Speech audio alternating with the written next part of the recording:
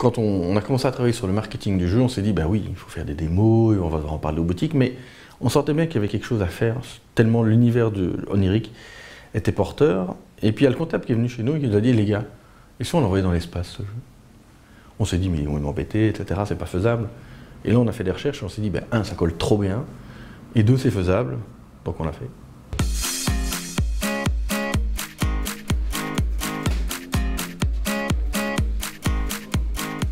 Alors, les grandes étapes de la journée, ça a été, pour commencer, grimper sur le toit du bâtiment. Et ça, quand on a le vertige, c'est super sympa.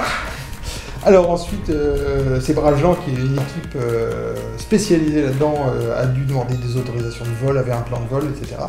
On a attaché le jeu, mis des caméras, on était tous ensemble. L'idée, c'est que la boîte contient, en plus d'un GPS, contient 2 caméras, une avant, une arrière. Et eux, via un programme, peuvent suivre globalement le parcours du ballon en temps réel et peuvent, grâce à des algorithmes, voir où il va arriver.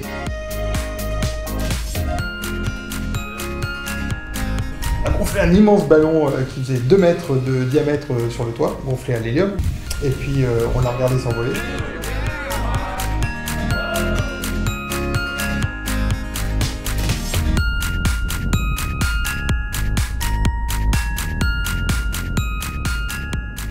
Au moment du lancement, on aurait pu le faire en petit groupe, mais on s'est dit non, c'est un truc de boîte, on a tous travaillé dessus. Repos, on a une petite boîte de 15 personnes, et tous les jeux, ils passent finalement par tous les échelons de la boîte, donc il était évident que tout le monde devait être là. Et ce qui est drôle, c'est quand on a présenté le projet, il y a des mecs qui ont fait « ouais, envoyer le ballon dans l'espace, etc. » Et au finalement, tout le monde était au taquet, tout le monde était quand même impressionné, et il y avait une vraie ambiance particulière, parce qu'en effet, mine de rien, c'est un truc qu'on n'avait jamais fait, que personne n'avait jamais fait.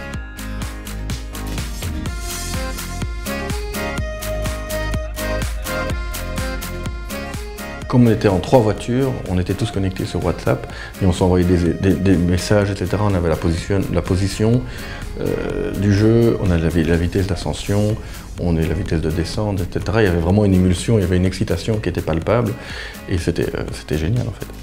L'équipe envoyait aussi des informations scientifiques. Donc on avait la vitesse de progression, on avait l'altitude, on avait les paliers. C'est-à-dire que le ballon explose dans la stratosphère, c'est-à-dire entre 25 et 30 km, etc. Donc on a tous appris, à l'insu de notre plein gré, des éléments de physique et d'astrophysique. En fait, ils savent plus ou moins quand le ballon va redescendre, mais ils doivent attendre le moment où le ballon va exploser. Parce que c'est à partir de ce moment-là qu'ils vont connaître l'endroit où ça va à peu près retomber. Et donc on s'est retrouvés tous ensemble à se dire, bon, le ballon retombe ouais, dans 1h30, bon bah, on était toute l'équipe ensemble, on est tous partis en voiture, on va se faire un petit McDo, on est tous faim, il était temps.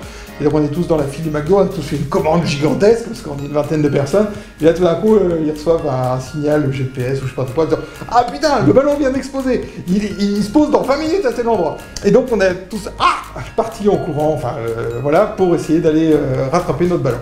On était en bagnole, on le suivait, etc. C'était un moment assez émouvant parce que c'était tellement particulier et tellement hors norme d'envoyer ça dans l'espace. Mais... Ce qui était rigolo, c'est surtout quand on cherchait tous le nez en l'air, où était ce parachute? Ça retombe quand même avec un parachute, ça tombe pas directement comme ça. Et jusqu'à un moment, quelqu'un fait « Ah, il est là !»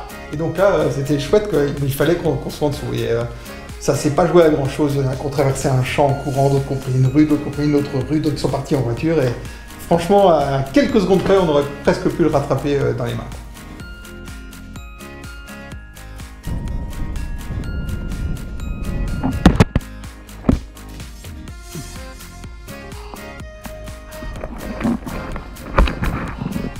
Ce qui est assez hallucinant, c'est que en fait, la boîte n'a pas changé. On voit bien, si les gens regardent toute la vidéo, qui est quand même très longue, ça dure 2 heures, qu'il y a de l'humidité qui se crée, etc. Mais au final, tout était nickel, tout était froid évidemment, parce qu'il fait moins 50 dans la stratosphère. Mais oui, non, c'était assez impressionnant de se dire qu'en fait, finalement, elle avait fait des kilomètres et qu'elle était en état nickel. Et ce qui était très émouvant, c'est surtout quand on a découvert tous ensemble les images après, quoi, parce que bon, on a eu un aperçu vite fait sur un ordinateur portable dans la voiture des lanceurs, mais après, quand on s'est tous mis dans la salle de réunion, qu'on a branché l'ordinateur et qu'on a tous vu ensemble ce truc qui monte, tout d'un coup, c'est devenu vraiment tangible et réel et ouais, émouvant. Mais le plus fort, c'est qu'on a trouvé Roswell, ça c'était dingue.